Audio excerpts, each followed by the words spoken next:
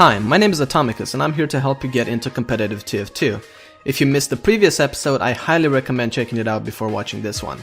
In this episode, we will talk about basic terms that are being used by players, proper voice comms, rollouts, and map knowledge.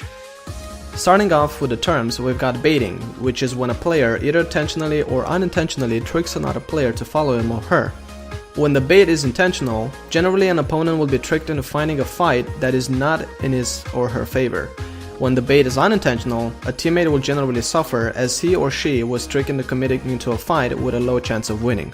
Next up we have buffing, which is the excess health granted up to 150% base HP by any of the medic's mediguns when he continues to heal a player after they already have full health. Bombing is the act of using explosive jumping in order to propel yourself towards the enemy. The resulting speed and height advantage is then usually used in an attempt to take out key targets such as the medic or the Demoman. Bombing is generally done by the roaming soldier and sometimes together with the Demoman. Crit heals is a term used to describe the medigun's mechanic of healing faster based on how long it has been since a player has taken damage. After not taking damage for 10 seconds or more, the target will be healed at the max heal rate, which is 72 HP per second, thus being healed to max health very quickly. A drop is when the medic dies with his uber charge ready. It can also be used to refer to a med letting a player die during an uber fight by not flashing uber on him. Flashing is when a medic uses his uber charge on multiple teammates in order to keep alive as many teammates as possible during a push. Mini, or level 1, 2, 3, refers to the engineer's sentry guns, for example level 3 on the cliffside or mini behind the point. Hurt, lit, hit, tagged, or weak is used to describe players who have been taking a lot of damage. The ambiguity of these terms emphasize the importance of calling the specific amount of health a player has, as this is not the efficient and right way to do it. A meat shot is a close-range shot with a shotgun or scattergun where all pellets hit the target doing over 100 damage.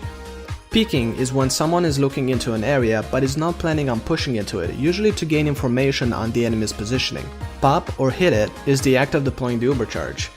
Spam is usually repeated shooting at chokes for the purpose of area denial, done by soldiers and Demoman due to the splash damage property of their projectiles. Uber forced is when player forces an enemy medic to activate his uber charge earlier than desired by presenting an immediate threat to the medic's life. A wipe occurs when the enemy team dies at once, and backcapping is when a player, typically a scout, gets behind enemy lines and starts capping a point behind the front line, thus forcing some members from the team to go back, or if the backcap point is last, winning the round. A dry push refers to when a team pushes a point or an area without an uber charge, commonly used when there is not enough time to charge an uber, or when there are other factors that make the push viable, such as player or health advantage. So these are the basic terms that you will probably hear the most. With that out of the way, we can proceed to the next topic, which is proper voice calls. As stated in previous episodes, calling play an essential part in competitive play, so they should be treated as such and giving special attention and work. In case you missed the previous episodes, the common software that the competitive community is using is called Mumble, and you can download it easily since it's free. Calling isn't often trained or practiced, and most of the calling attributes a player has come from actual competitive experience, so it is natural for new players to feel overwhelmed by it or not being able to make proper calls. A call should be concise and clear, only with relevant information and no gibberish. It should also be spoken in a calm way that is understood by everyone. Raging or shouting often only leads to a worse team atmosphere. A quick example of a good precise call is Scout and Sewers took 100. It explains the location and the amount of damage the enemy took. A bad example is Demo took a lot, please kill him. No proper information whatsoever. A main caller is the backbone of any team, be it a Highlander or 6 vs 6 team. It is the job of the main caller to communicate with the entire team, informing them when and how to push, retreat, or various other plays that can be carried out. It is essential that the main caller communicates clearly and concisely, so actions are carried out as soon as possible. Teams which often fail to listen and react to the main caller generally fall apart due to a lack of focus on their enemies, positioning, and the game as a whole. Having a main caller is not a requirement nor obligation for every team. Very often teams use different systems as they see fit to their playstyle, often using no main caller at all or even two callers with strong main calling presence. The main caller should be a player that has a clear understanding of the metagame and a good game sense, that knows how their team can take advantage of a certain situation or turn the match around with precise calls. Having a strong presence in the team and being respected and heard by your teammates at all times is also necessary. A good microphone is also recommended. The main caller in 6 vs 6 is usually the pocket soldier, the medic, or the Demoman. This is because most 6 vs 6 teams will focus their play around their combo to make use of uber and general health advantages. That being said, a class that plays a big part in or around the combo is often recommended as a main caller.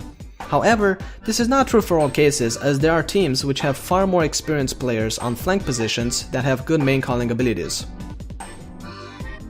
Having a main caller in Highlander is much more important than on a 6 vs 6 team, so a player with a strong presence that gives clear instructions is a plus, because Highlander is made up of 9 players in each team, so the comms get usually a lot more noisy, often even resulting in a snowballing effect where calls are being talked over by other calls and there is no clear understanding of the direction the team should go. The main caller is usually the heavy or demo, as these are the essential combo classes. Moving on, we shall now cover rollouts. A rollout is the sequence of jumps and paths each class takes to the midpoint. While there are many different strategies and rollouts employed for each map, the general objective is for each team to have the fastest rollout to the middle point that leaves everyone with a full buff, as that gives immediate point presence and area advantage to the faster team. In this case, I will use CP process as an example just for you to get an idea of what a rollout consists of and the diversity that some maps can have. For 6 vs 6, there are 3 major rollouts that you should know depending on your role. Starting with the Demoman, it is usually the class that has the hardest rollouts overall because of their loadouts, making them very aware of how much HP they lose with each sticky jump. It is mandatory that in the beginning of each round, the Demoman must be overhealed by the medic so that the Demoman can reach the midpoint with enough HP. Next up we have the Pocket Soldier, which at the beginning of the round, you damage yourself with your own rockets up until you hit around 50 HP or so, then switching up to your escape plan, which will give you a nice speed boost until the midpoint. Because you have been wounded for 10 seconds or more, the medic will be able to crit heal you before you arrive to the midpoint, ideally being able to give you the 300 HP buff. Remember to switch away from the escape plan before reaching the midpoint so the medic can heal you properly. The roamer has a different rollout since he will be using gunboats. He can afford to use rocket jumping to his advantage. In this case, the ideal scenario is for him to arrive to the midpoint before the Demoman and steal the medkit or make it awkward for the enemy Demoman to get it. In the end, the ideal situation for a proper rollout on most maps is for both scouts to be overhealed to some degree while both the Pocket and the roamer arrive with a full buff of 300 HP. In the case of Highlander, especially on stopwatch maps, aka payload or attack and defense maps, things are just a little bit different. The soldier's job is to whip his teammates to the midpoint, as that will help slower classes to arrive faster to the fight. The Demoman will have the same rollout as in 6's, and is the only one that he shouldn't whip since the speed boost will make it awkward for him to jump properly. In the case of stopwatch, the defending team will roll out to the first point in order for them to prepare the defenses. In this case, the soldier should whip the engineer so he can arrive faster in order to start constructing his buildings. Another common strategy is for everybody minus the medic, suicide for the engineer so he can upgrade his buildings much faster. By killing yourself, you are dropping an ammo crate, which the engine can pick up for more metal and speed up his build order.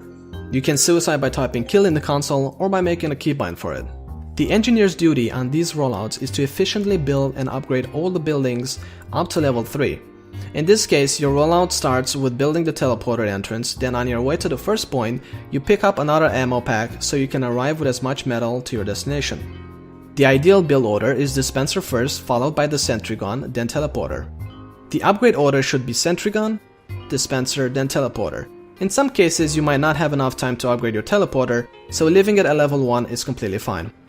It is up to you to learn when and what type of rollout the team should use in order to accomplish something specific for your opening strategy. This is also related to map knowledge, as knowing the map inside out will give you the information that you need in order to make a judgment call regarding these rollouts.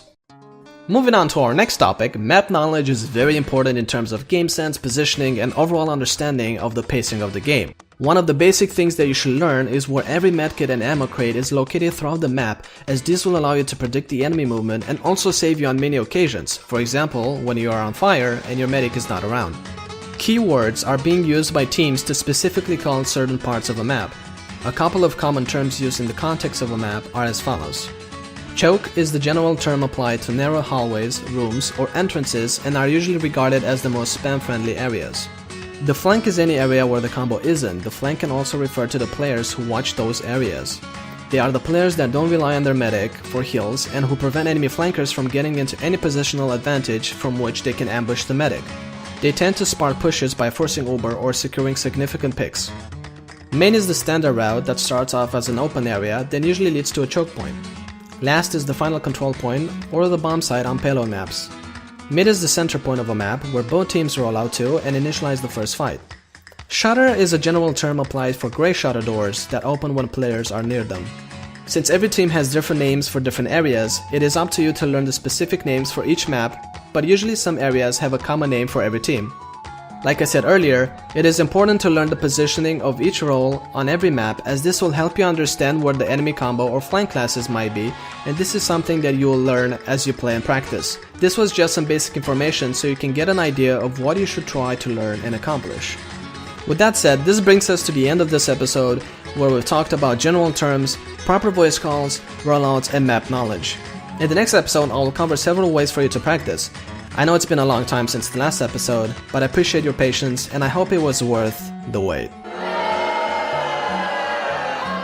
Anyway, you can find links in the description if you wish to contact me, and you should subscribe to get notified when the next episode will get released.